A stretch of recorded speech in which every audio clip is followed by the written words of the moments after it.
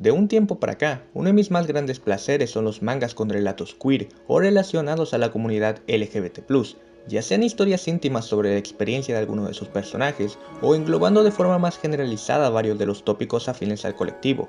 Es un tipo de obras que me encantan en parte por pertenecer a esta misma, empatizando de primera mano con las vivencias retratadas, pero más allá de eso, son una clase de historias cuya existencia considero muy importante. Es vital que la gente queer se vea representada en la ficción de manera adecuada, no solo para normalizar su presencia en la sociedad y tener referentes a los cuales sentir cercanos, también porque en muchas ocasiones dichas obras pueden ayudar a individuos que recién se están descubriendo a sí mismos, ya sea con dudas respecto a su sexualidad o la forma en que se perciben. Estoy seguro que más de una persona dentro de la comunidad tuvo su primer acercamiento a comprender que era gay, bisexual o transgénero gracias a alguna caricatura, película o manga, que es lo que nos trae aquí el día de hoy. Por esa razón quiero hablarles de uno de mis ejemplos favoritos, una obra que con el paso del tiempo se ha vuelto muy personal para mí, e incluso me ha ayudado a entender ciertas cuestiones que arrastraba durante años. Así que, sin más, comencemos. Hola, yo soy Garden y el tema de esta ocasión es Fukaboku.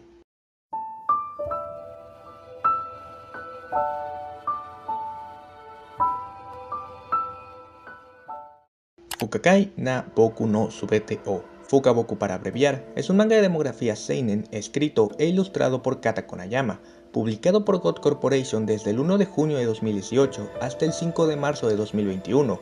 Un día como cualquier otro, Tetsu Iwaoka ve a su compañero de clase, Ryunosuke Mogumo, deseando encontrar amigos que lo comprendan. Creyendo entender su situación, Tetsu invita a Mogumo a trabajar en la cafetería de su hermana, un lugar con temática de chicos haciendo crossdressing, bajo la idea de que Mogumo es básicamente un femboy, pero después se revela que Mogumo no es un chico, tampoco una chica, no se identifica con ninguno de los dos géneros, es decir, es no binaria, así que por lo que resta del video me referiré a ella con pronombres neutros. Luego de una pequeña discusión y al reconocer su error, Tetsu se disculpa con Mogumo, sin embargo le insiste en quedarse ahí y darle una oportunidad a todos para que sean capaces de entenderle mejor, a lo que Mogumo acepta. Antes de entrar de lleno, es necesario aclarar unos cuantos conceptos para situarnos mejor. En mi video sobre Madoka no Himitsu dejé en claro la diferencia entre identidad de género y expresión de género. Y retomando la primera, durante mucho tiempo en la mayoría de civilizaciones, el género ha sido comprendido de una forma binaria, el hombre y la mujer. Sean cisgénero o no, la identidad de una persona se veía atada a esos dos constructos. No obstante, esta es una visión muy reduccionista y errada a día de hoy, pues existimos personas que no nos identificamos ni con uno ni con el otro, es decir, el género no binario, el cual es un término paraguas que engloba diversas identidades que trascienden el binarismo, como lo pueden ser las personas bigénero, género fluido, agénero, entre muchas otras. Y tal como le expliqué hace unos meses, esto no tiene nada que ver con la expresión de género de una persona. Vestir de manera masculina o femenina no invalida que una persona sea no binaria. Tampoco se necesita entrar dentro de la androginia para hacerlo. En el caso de nuestro protagonista, Mogumo entra en la categoría de persona no binaria secas, pues no se identifica con ninguno de los dos géneros, y aunque presente un gusto por la moda femenina y las cosas adorables, como digo, esto no lo hace una chica en lo absoluto. Es a causa de eso que Mogumo se ha sentido alienado por gran parte de su vida, creyendo que no encaja en ningún lugar, y que las personas nunca van a poder entenderle, eso hasta su llegada al Café Question. Pues a pesar de su choque inicial, tanto Tetsu como los demás se dan el tiempo de escuchar a Mogumo e intentar comprender sus sentimientos a la par que se nos presentan parte de los demás personajes que le acompañarán en su camino. Una de las cosas que más me gustan de la primera parte es que Mogumo no es la única que se beneficie de su llegada al café, su presencia también ayuda a varios de los personajes a resolver sus propios conflictos. El ejemplo más claro es Mei, una trabajadora del lugar quien en un principio entra en una confrontación con Mogumo por el uso del término Girlboy, ya que Mogumo se niega a utilizarlo al no querer relacionarse en lo absoluto con el concepto de ser un chico, mientras que Mei no quiere dejarlo de lado por ser una palabra que la hace sentir segura al darle un sentimiento de identidad. Es gracias a ella que Mogumo aprende que no puede seguir encerrándose y huir cuando las situaciones se ponen difíciles. Si quiere que las personas logren entender cómo se siente, ella tiene que darse el tiempo de que le escuchen para lograr un entendimiento mutuo. Si Mogumo desea un espacio seguro, también debe de poner de su parte para construir dicho lugar en vez de esperar que mágicamente llegue a ella. Del lado de Mei, ella logra salir del closet como una chica trans gracias a la seguridad de Mogumo respecto a su género, ya que hasta ese punto Mei creía que al no haber nacido biológicamente como mujer, no tenía el derecho de referirse a sí misma como una. La aparición de Mogumo hizo que ella dejara de pensar que era egoísta de su parte, y simplemente empezara a presentarse como realmente es, teniendo un muy bonito arco sobre su transición en donde paso a paso va realizando más actividades con las que antes solo habría soñado. Otro miembro del equipo es Suzu, un chico aquiliano el cual comenzó a realizar crossdressing por el chico del que estaba enamorado, pero a la final terminó desarrollando un gusto genuino por este. Él mantiene la relación con su novio en secreto de su entorno, exceptuando a sus compañeros de trabajo, siendo el único sitio con el que es abierto respecto al tema, lo cual lo hace sentir feliz al no tener que ocultar esa parte de él, actuando además como un apoyo para Tetsu cuando él pasaba por una situación similar. Por el lado de Ten, es un fanático del cosplay que le encanta encarnar personajes tiernos sin una razón más profunda. A diferencia de los otros, él no carga con algún tipo de conflicto, por lo que su rol se enfoca en ser un personaje de soporte hacia sus amigos, y un alivio cómico relativamente efectivo. No obstante, también reconoce que hay personas las cuales pueden ser hostiles debido a su pasatiempo, por lo que también se siente más libre al entrar en contacto con los miembros del café, con una personalidad sencilla pero carismática que lo hacen destacar. Satori es la hermana mayor de Tetsu y la dueña del restaurante, una mujer transgénero que no recibe muchos reflectores al ella ya ser una persona adulta que ha resuelto varias de las dudas por las que pasan los protagonistas. Aún así quiero mencionarla porque como dueña del Café Question, ella busca que todos sus empleados se sientan cómodos y puedan expresarse libremente sin miedo a ser juzgados, brindando todas las herramientas posibles para que los chicos tengan un lugar seguro, algo que probablemente la propia Satori hubiera deseado cuando tenía su edad. En cuanto a Tetsu, él se presenta como alguien solidario hacia las personas queer aunque no pertenezca a estas, en parte gracias a la experiencia con su hermana. Es él quien se empeña en que Mogumo se una al café, y se preocupa más que nadie porque éste se sienta aceptada y rodeada de una compañía positiva. Sin embargo, con el paso de los capítulos, el mismo Tetsu se ve inmiscuido en conflictos sobre su propia sexualidad al comenzar a desarrollar sentimientos románticos hacia Mogumo, encontrándose confundido e indeciso acerca de cómo abordarlo, temeroso por las miradas que puedan llegar a recibir, y sobre todo si eso de alguna manera termina lastimando a Mogumo. Aunque corto, el proceso de autodescubrimiento de Tetsu resulta bastante efectivo y palpable. Uno puede llegar a reflejarse en el miedo que experimenta. Más importante, la forma tan clara de resolverlo es una muestra de que estas cuestiones no tienen por qué convertirse en una situación complicada, así como el hecho de tener un entorno sano puede ayudar a quien pasa por dicho acontecimiento a lidiar con este de una forma más digerible. Es así que Tetsu deja a un lado todas sus inseguridades, transmitiendo su amor a Mogumo en una confesión simple a la par que encantadora. Pese a que no sea un punto focal de la obra, el romance entre Mogumo y Tetsu es sencillamente adorable. Cada página que comparten te eleva los niveles de azúcar, es un amor inocente y enternecedor que te deja satisfecho con una enorme sonrisa. Se apoyan el uno al otro cuando se necesitan, se complementan en sus puntos débiles y procuran estar en los momentos más importantes. Fukaboku es una obra que no solo se limita a las experiencias del protagonista, pues se da el tiempo de explorar la condición de cada uno de sus personajes, quizá no con la misma profundidad en todos los casos, pero sí lo suficiente como para que te importe. Los mensajes que quiere transmitir mediante su elenco son trabajados desde una perspectiva muy respetuosa, empática y amigable al espectador, de modo que incluso si no estás familiarizado con este tipo de temas, tengas la capacidad de comprender qué es de lo que están hablando, por lo que nunca se torna densa, todo lo contrario, es una lectura de lo más amena. Y aunque por lo general mantiene un enfoque dulce y positivo, la obra es muy consciente de lo complicado que es ser una persona queer de cara a la sociedad. No esconde la discriminación que uno puede llegar a sufrir, y muestra varias experiencias duras por las cuales han pasado Mogumo y compañía. En este aspecto el estilo de dibujo logra manejar muy bien ese contraste. Durante la gran mayoría mantiene ese aspecto moe que va de la mano con el tono alegre, pero cuando es necesario nos da paneles que se sienten en verdad crudos y transmiten lo fuerte que es la situación que atraviesan los personajes. En este sentido, las personas del Café Question, que suelen ser abiertas a esa clase de temas, son retratadas como una excepción y no la norma, ya que en las fechas en que el manga se publicó y aún a día de hoy, sigue existiendo un gran rechazo hacia todo lo relacionado a la comunidad LGBT+, pero eso no significa que nos debamos quedar de brazos cruzados o agachar la cabeza. Es por eso que a lo largo de su trayecto, Mogumo logra crear espacios donde es abierto respecto a quién es, forjando una red de apoyo que lo hacen sentir valorado, y el lugar que dio comienzo a eso fue justamente el Café Question, un sitio en el cual todos sus miembros se cuidan entre ellos, donde son libres de la visión rígida de la sociedad y pueden mostrarse orgullosos de quienes son. Uno de mis aspectos favoritos de Mogumo es que una vez logra ser abierta respecto a su identidad y se siente en confianza gracias a la ayuda de los demás, ahora es a ella quien le corresponde asistir a alguien bajo una posición similar, en este caso, a su amiga de la infancia, Kotone, la cual es una chica lesbiana que toda su vida ha estado en conflicto con su sexualidad al ver como lo normal, entre comillas, debería ser que le gusten los hombres, aun cuando siente una gran aversión hacia ellos. Es a partir de ella que el manga desarrolla otra vertiente, las infancias LGBT+, y los problemas que atraviesan por vivir en una sociedad heteronormativa. El tema de las infancias LGBT como tal lo quiero dejar para otro video, así que por ahora solo dejemos en claro que estas existen, son un hecho innegable, y si piensas lo contrario no sé qué sigues haciendo aquí a estas alturas del video. Como sea, en el mundo que vivimos siempre se da por sentado que una persona es cis hetero desde el momento en el que nace. Antes de que siquiera podamos pronunciarnos al respecto ya se nos coloca esa etiqueta, y nos vemos bombardeados por un entorno que reconoce eso como la norma general. ¿Cuántos de nosotros no hemos visto a un niño y una niña pequeña interactuar para que acto seguido sus padres comiencen a relacionarlos románticamente? ¿Cuántas veces presenciamos en la primaria que un niño le habla a una compañera y de inmediato todos gritan que se gustan? Es bajo esta línea de pensamiento tan establecida que cualquiera que no se acople dentro de este molde a una edad temprana puede llegar a sentirse extrañado consigo mismo, creer que es una existencia normal, recluirse al considerar que no encaja con los otros, o incluso amoldarse negando esa parte de sí en un intento por ajustarse a lo que la sociedad espera de él o ella. Y aunque busquen exteriorizar su sentir, en el mejor de los casos no son tomados con seriedad y creen que simplemente son niños confundidos que no entienden esa clase de cuestiones. Porque claro, es impensable que tu niño sea gay o trans, pero ni por asomo dudas que sea hetero.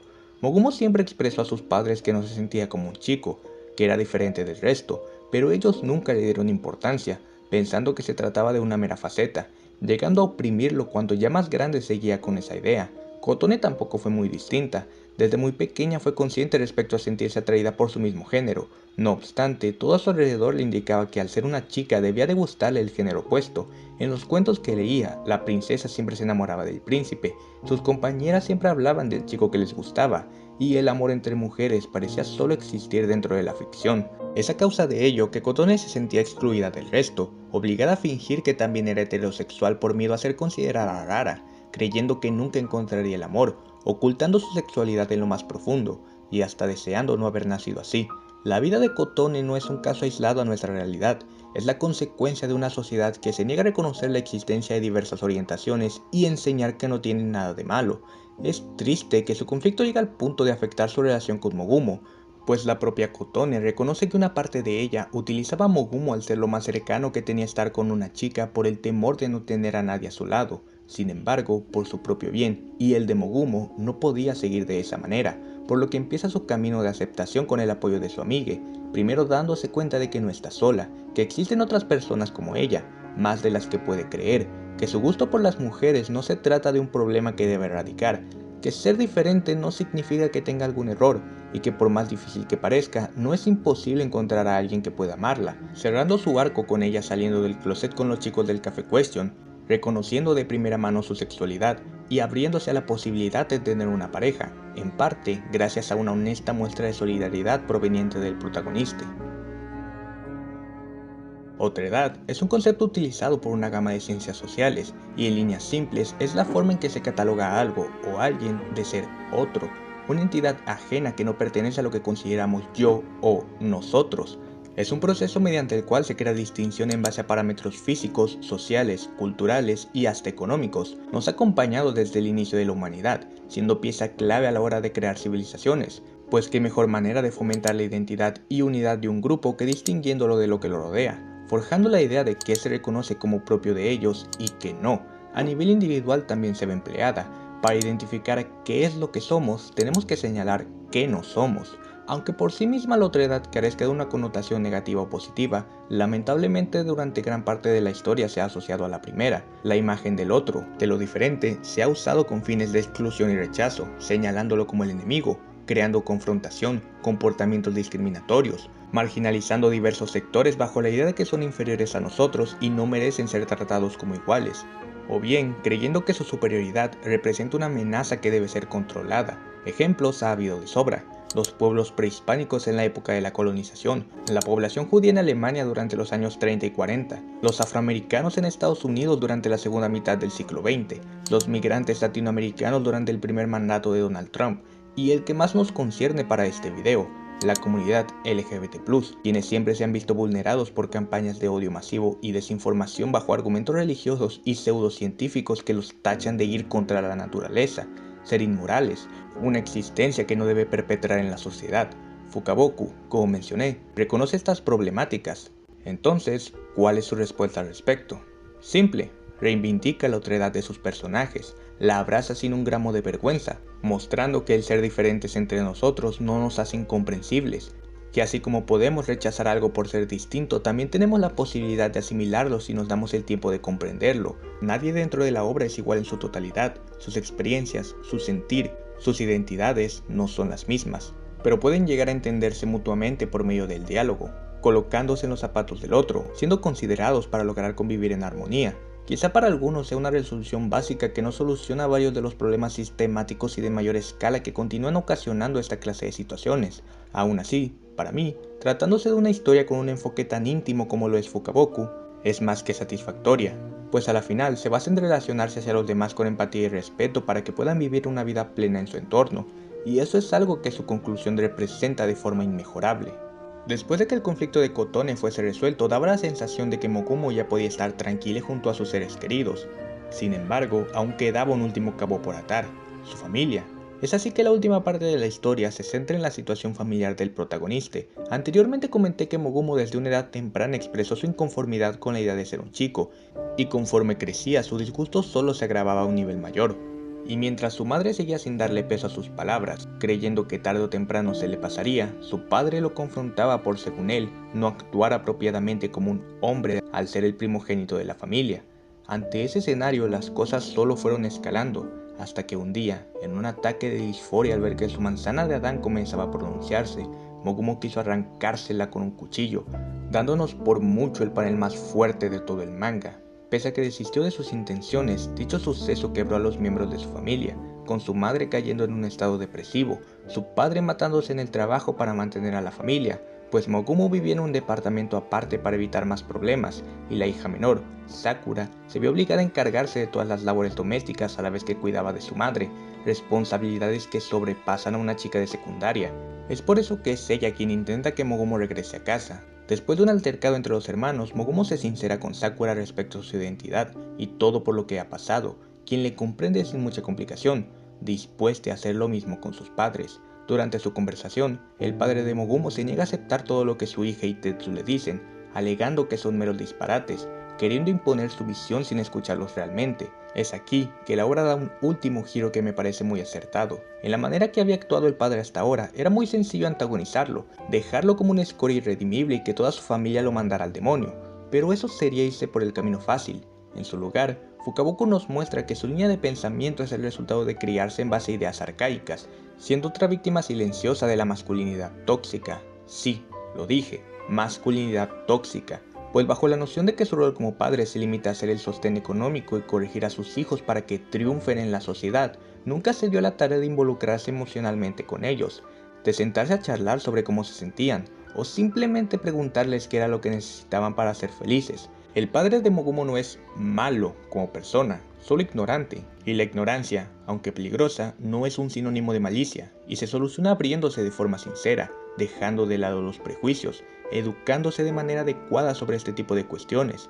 Mientras la discusión continúa, la madre de Mogumo decide intervenir, señalando a su hija que ha estado leyendo sobre lo que ella y Tetsu intentaban explicarles, así como hablar con personas semejantes en la búsqueda de comprenderle. Es ahí cuando se voltea hacia su marido y le pide que crea en sus hijos, mirando a Mogumo a la cara y aceptándole. El capítulo final nos deja en claro que aún hay muchas cosas que no logra comprender. Los problemas de la familia no se resolverán de la noche a la mañana. No es que por arte de magia el padre de Mogumo se vuelva todo un aliado de construir y que ya sabe todo al respecto. No obstante, ya lograron dar el primer gran paso, reconocer a su hija, respetarle, y para Mogumo, eso es más que suficiente. Es un final lindo en todo sentido, satisfactorio y honesto de cara al espectador. Para finalizar, quiero permitirme ser un poco más personal con ustedes. A día de hoy me identifico como una persona no binaria. Fue algo lo cual me tomó mucho tiempo reconocer, con constantes debates internos y, si bien no digo que todo fue gracias a Fukaboku, una parte de mí es consciente que este manga fue un gran apoyo durante ese proceso. Desde la primera vez que lo leí sentí un enorme acercamiento con el personaje de Mogumo, los sentimientos que expresaba, su incomodidad cada que alguien le quería colocar la etiqueta de chico, el disgusto por verse obligado a desempeñar un rol tradicionalmente masculino, son cosas que en cierta medida resonaron conmigo. Yo también tuve muchas dificultades a la hora de expresarme, también detestaba varios de los aspectos relacionados a ser un hombre. Odié el momento en que mi cuerpo comenzó a verse más masculino y como Mogumo me desagradó que mi manzana de Adán fuese más notoria, aunque eso sí, no al punto de pensar en hacerme daño. A lo que quiero llegar con esto es que una de las razones por las que amo tanto Fukaboku es porque me ayudó en mis momentos de incertidumbre. Me hizo darme cuenta del motivo de muchas de mis inseguridades y trabajar para resolverlas. Ver a Mogumo salir adelante me dio el valor de hacer lo propio sin el temor del que dirán los demás. Me hizo aceptar mi propia otredad y mostrarla, al menos en este mundo digital, con la frente en alto. Con eso llegamos al final de este video. Si les gustó, recuerden que pueden suscribirse, dejar su like y compartir. Coméntenme qué tal les pareció. Si leen este manga o ya lo han hecho, háganmelo saber. Sin más, me despido. Nos vemos hasta la próxima.